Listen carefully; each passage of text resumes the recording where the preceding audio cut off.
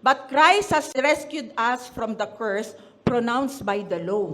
When he was hung on the cross, he took upon himself the curse for our wrongdoing. For it is written in the scripture, "Cursed is everyone is hung on a tree."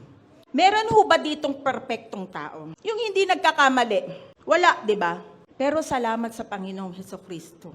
Dahil siya na yung binayubay sa krus para lahat ng mga hindi natin masunod, yung lahat ng sablay natin, lahat ng palpak natin, si Jesus na ang kumuha sa krus ng Kalbaryo. Siya na yung sinumpa doon sa krus. Yung lahat ng kasalanan natin, lahat ng kayabangan natin, lahat ng pagkukulang natin, inilagay na sa dugoang katawan ni Jesus. Alam niyo po, nung ancient time, ang pinaka nakakahiyang mangyari sa tao ay yung maisabit sa krus o maisabit doon sa puno.